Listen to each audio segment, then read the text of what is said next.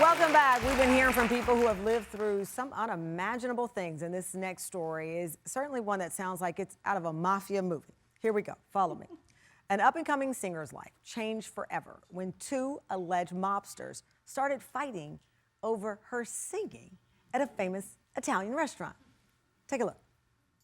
At just 26 years old, Rena Strober was living her dream as a singer in New York City, often performing for the A-list crowd at the storied Italian restaurant Rao's, where it's nearly impossible to get a table.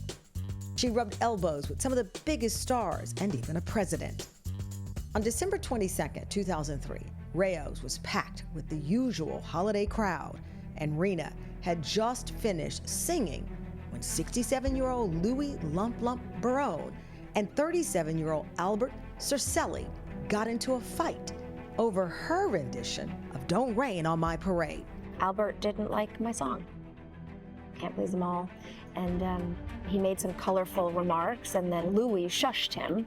The fight escalated. Louis pulled out a gun and shot Albert, killing him.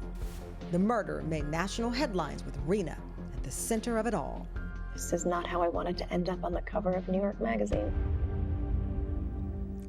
Wow. Now Rena is talking about and taking the narrative from that night back, and she has a short film based on her off-Broadway play called Spaghetti and Matzo Balls.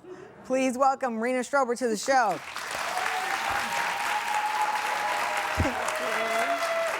Rena, I have to tell you, I pondered how to approach this because someone was killed and there is someone named Lump Lump, and so it's hard to just wrap your mind, but it is so quintessential New York. It is so New York, and it is, yes, and it's hard because it's hard. You wanna, I have a sense of humor about life. It's the only way, as a Jewish person, we have to laugh. Well, but you weren't laughing the next day after the guy was killed because the guy whose table you'd been sitting at called you to the back of the restaurant and said, you didn't see anything.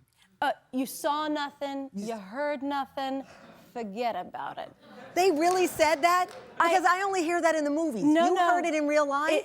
They brought me up the next night. Did you say, I didn't see anything? Well, the thing is, I didn't see Okay, well, good. Good.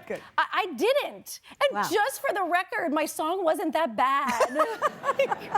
And you've taken the narrative now, you've got your off-Broadway show, you're performing, and you are owning the story. You're the last woman standing in this. Yes. I mean, it's been a long time. Yeah. I did a show off Broadway a few years after called Spaghetti and Matzo Balls, but it didn't talk about the shooting. It talked about my nights at Rao's and singing, and then it talked about other things in life.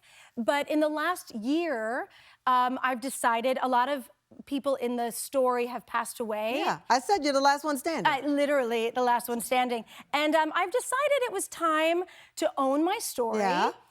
For my sake, I am a mom. Yeah, I saw that. Congrats. I want my memory for her to be a true one. Yeah.